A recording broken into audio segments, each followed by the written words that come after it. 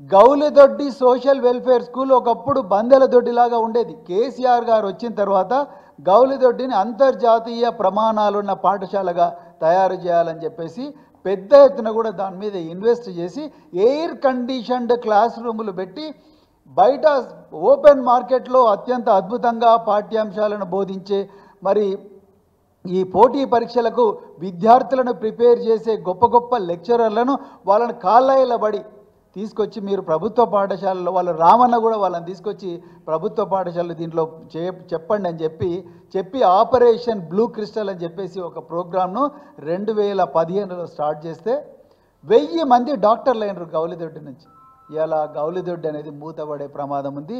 మీరు నమ్ముతారో నమ్మరో గౌలిదొడ్డిలోనే ఉపాధ్యాయులు సమ్మె చేసే పరిస్థితికి వచ్చింది. మరి రేవంత్ రెడ్డి ప్రమేయం లేకుండా జరుగుతుందా ఇది? అదేవిధంగా 24 క్రీడా పాఠశాలలు పెట్టడం జరిగింది. Handball, boxing, chess, judo, athletics, cricket, మహిళా క్రికెట్, పురుషుల క్రికెట్, ఇట్లా 24 క్రీడా అకాడమీలు పేద పిల్లల కోసం, ఎస్సీ పిల్లల కోసం పెడితే ఆ క్రీడా అకాడమీల నుంచి ఈరోజు ఉదయం నుంచి అవి బంద్ అయిపోయినాయి.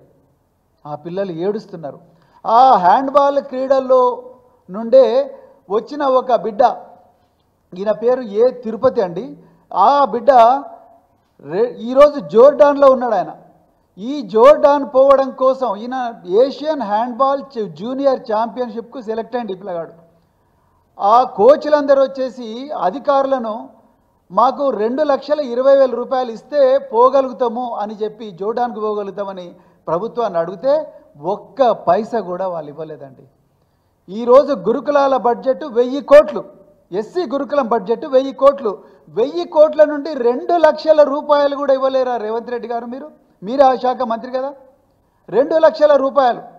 ఇది చూసిన వెంటనే మా నాయకులు కేటీఆర్ గారు వెంటనే ఈ పిల్లవాడికి కావాల్సిన ఖర్చంతా కూడా నేను ఇస్తానని ట్వీట్ చేశారు. కేటీఆర్ గారికి ఉన్న దార్శనికతలో కానీ దాతృత్వంలో కానీ 1% ఉన్నా మీకుందా రేవంత్ రెడ్డి గారు? 2,20,000 రూపాయలు కూడా మీరు 2,20,000 రూపాయలు కూడా ఇవ్వలేరా ఈ పేద పిల్లలకు? మరి ఎవరి కోసం పెట్టుకున్నారు బడ్జెట్? ఎక్కడ పోయిండు మీ ఉప ముఖ్యమంత్రి మల్లు బట్టి విక్రమార్క గారు? 2 లక్షల కోట్ల బడ్జెట్ అని చెప్పి అసెంబ్లీలో మరి ప్రవేశపెట్టింది కదా, దాంట్లో 2 లక్షల రూపాయలు ఈ పేద పిల్లవాడి కోసం ఇవ్వలేరా? కేసీఆర్ గారు 38 సెంటర్ ఆఫ్ ఎక్సలెన్స్లు పెడితే ఆ ఫోటోలు ఇవ్వండి కొంచెం. 38 సెంటర్ ఆఫ్ ఎక్సలెన్స్ పెడితే ఈ అమ్మాయి పేరు గంపల ప్రవళిక. ఈ అమ్మాయి ఆటో డ్రైవర్ కూతురు. ఈ అమ్మాయి అమెరికాకు పోయింది, ఒక ఆటో డ్రైవర్ కూతురు. ఇలాంటి అమ్మాయిలు అబ్బాయిలు 100 మంది అమెరికాకు లేకపోతే ఇతర దేశాలకు పోయి చదువుకున్నారు. అదేవిధంగా కేటీఆర్ గారు, ఈ అమ్మాయి పేరు సోనియా, తల్లిదండ్రులు ఎవరు లేరు. ఈ అమ్మాయి అమెరికాలో వాషింగ్టన్ డీసీలో చదువుకున్నది 1 ఇయర్. అదేవిధంగా ఆనాడు పేద పిల్లలంటే ఓన్లీ రోడ్ల మీద చెప్పులు లేకుండా నడవడం కాదు, గుర్రపు స్వారీ కూడా చేయాలి. ఉత్తర భారతదేశంలో దళితులు గుర్రాలెక్కితే వాళ్ళందరి మీద రాళ్లతో కొడుతున్నారు అగ్రవర్ణాలని చెప్పి ఆనాడు కేసీఆర్ గారు వీళ్ళకు గుర్రపు స్వారీ కూడా నేర్పించండి అని చెప్పేసి చెప్తే గుర్రపు స్వారీ ఆనాడు పేద పిల్లలకు నేర్పించినాం. ఈ పిల్లవాడు వంశీ పెద్దపల్లి నుండి ఈరోజు ఇండియన్ మ్యారిటైమ్ యూనివర్సిటీలో చదువుకొని మర్చెంట్ నావీలో పసిఫిక్ మహాసముద్రం, అట్లాంటిక్ మహాసముద్రంలో పెద్ద పెద్ద పడవల్లో క్యాడెట్గా పనిచేస్తూ ఉన్నాడు. ఇలాంటి బిడ్డలను 300 నుంచి 400 మందిని ఆనాడు కేసీఆర్ గారు ఒక్కొక్కరి మీద 4 నుంచి 5 లక్షల రూపాయలు ఖర్చు చేసి పంపించిండ్రు. ఇవన్నీ ప్రోగ్రాంలు ఇలా బంద్ అయినాయి. ఈ అమ్మాయి పేరు దర్శనాల సుష్మా, అనాథ. ఈరోజు అమెరికాలో ఒక సాఫ్ట్వేర్ కంపెనీలో మేనేజర్గా పనిచేస్తుంది. ఈమె మరి స్కై డైవర్ కూడా. ఇలాంటి బిడ్డలను 100 మందిని తయారు చేశారు. గౌలిదొడ్డి గురుకుల పాఠశాల నుండి అత్యంత పేదరికంలో ఉన్న బిడ్డల నుంచి 1000 మంది డాక్టర్లను తయారు చేసింది ఇదే సెంటర్ ఆఫ్ ఎక్సలెన్స్లో. వీళ్ళందరూ కూడా గాంధీ మెడికల్ కాలేజ్ చదువుతున్న పిల్లలు. అదేవిధంగా ఇండియన్ మ్యారిటైమ్ యూనివర్సిటీలో చదువుతున్న పిల్లలు. వీళ్ళందరూ కూడా వీళ్ళందరూ ఏమో డాక్టర్లు. అదేవిధంగా రాణి అనే అమ్మాయి 12వ తరగతిలోనే పెళ్ళిళ్ళు చేస్తామంటే ఆనాడు ముఖ్యమంత్రి గారు కేసీఆర్ గారు దార్శనికతతో 30 డిగ్రీ కళాశాలలు పెడితే ఈ అమ్మాయి అక్కడ చదువుకొని ట్విట్టర్, ఎయిర్బిఎన్బి లాంటి గొప్ప గొప్ప కంపెనీల్లో 35 లక్షల సంవత్సరం ప్యాకేజీలో ఉద్యోగం సంపాదించుకున్నది. మిత్రులారా, ఈరోజు నేను ఎందుకు చెప్పాలని, కేసీఆర్ గారు మలావత్ పూర్ణ అనే అమ్మాయి, ఆనంద్ కుమార్ అనే అబ్బాయి, వీళ్ళిద్దరు కూడా ఎవరెస్ట్ ఎక్కి ప్రపంచ రికార్డు, ఇప్పటికి కూడా చెక్కు చెదరని ప్రపంచ రికార్డు సృష్టిస్తే ఒక్క రోజులోనే ఒక్కొక్కరికి 25 లక్షలు ఇచ్చి 500 గజాల భూమి వాళ్ళకు ఇచ్చి 5 ఎకరాల భూమి 300 గజాల భూమి ఇచ్చిన గొప్ప దార్శనికుడు కేసీఆర్ గారు. ఇవాళ రేవంత్ రెడ్డి గారు 2 లక్షల రూపాయలు కూడా ఇస్తలేడు. ఒక్కసారి తెలంగాణ ప్రజలు ఆలోచించాలి.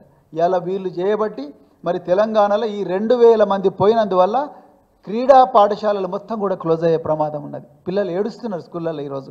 అదేవిధంగా తెలంగాణకు తలమానికమైన దేశంలోనే ఎక్కడ లేని విధంగా సంక్షేమ సైనిక పాఠశాల బల్క సుమన్ గారు ఎక్కడైతే చదువుకున్నారో ఆ గురుకుల సైనిక పాఠశాలలో ఇవాళ ఆర్మీ ఆఫీసర్లు వెళ్ళిపోయినారు అక్కడి నుంచి, రుక్మాపూర్ చొప్పదండి మండలంలో. అదేవిధంగా బీబీ నగర్లో దేశంలో మొట్టమొదటిసారిగా సంక్షేమ మహిళా సైనిక కళాశాల పెడితే అందులో నుంచి కూడా మిలిటరీ వాళ్ళందరినీ వెళ్ళిపోమన్నారు. ఎందుకంటే మీకు గవర్నమెంట్ ఆర్డర్ లేదని. అసలు గవర్నమెంట్ ఆర్డర్ లేని సొసైటీ ఎట్లా వచ్చింది? సొసైటీ వచ్చిన తర్వాత అందులో మినిస్టర్లు చైర్మన్లు ఎట్లయితారు? చైర్మన్ అయినప్పుడు చైర్మన్లు ఇచ్చిన చైర్మన్, బోర్డు, ప్రిన్సిపల్ సెక్రటరీ వీళ్ళందరూ తీసుకున్న నిర్ణయాల ప్రకారమే ఈ స్కూళ్ళన్నీ మొదలైనాయి. ఇంకొక ఘోరమైన విషయం ఏంటంటే ఈ 2000 మంది తీసేయడం వల్ల మ్యూజిక్ కళాశాల పోయింది. ఎప్పుడు కూడా ఈ సినిమా రంగంలో, సంగీత రంగంలో కేవలం 1-2 సామాజిక వర్గాలే ఉంటున్నాయి. ఈ పేద సామాజిక వర్గాలు, మరి ముఖ్యంగా ఎస్సీ వర్గాలకు, ఎస్టీ వర్గాలకు, బీసీ వర్గాలకు చెందిన విద్యార్థులు ఉండడం లేదు. వాళ్ళందరికీ చిన్నగున్నప్పటి నుంచే సంగీతము, నాట్యము, సినిమా రంగము ఇవన్నీ నేర్పియాలని చెప్పేసి ఎంతో శ్రద్ధగా కేసీఆర్ గారు మ్యూజిక్ కళాశాల పెడితే, సంగీత కళాశాల పెడితే ఈరోజు ఈ 2000 మంది తీసేస్తే అది కూడా బంద్ అయిపోయింది. ఎక్కడ పోవాలి ఆ పిల్లలందరూ? రాష్ట్రం అంతా తిరిగి అత్యంత అద్భుతమైన ప్రతిభ ఉన్న విద్యార్థులను సెలెక్ట్ చేసి ఆ కళాశాలలో పెడితే ఇప్పుడు టీచర్లను తీసేసిండ్రు. అక్కడ నుంచి మ్యూజిక్ టీచర్ని తీసేసిండ్రు, డాన్సింగ్ టీచర్లను తీసేసిండ్రు, వీళ్ళందరినీ తీసేసిండ్రు. ఎక్కడ పోవాలి ఈ పిల్లలందరూ కూడా? వొకేషనల్ కాలేజెస్ గవర్నమెంట్లో board of intermediate education GO ప్రకారం వచ్చిన 37 వొకేషనల్ కళాశాలల్లో ఉండే సిబ్బందిని నిన్న రాత్రి నుంచి స్కూళ్ళకి రావద్దన్నారు.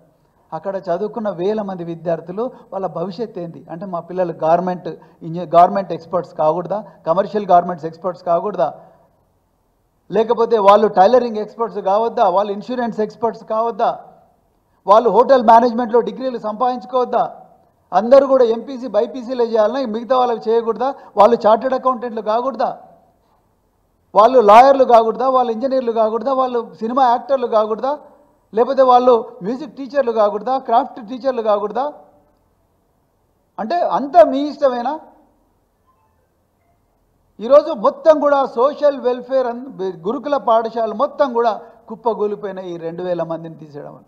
ఈ 2000 మంది ఎవరో కాదు, తెలంగాణలో హాస్టళ్లలో గురుకుల పాఠశాలలో చదువుకున్న బిడ్డలే.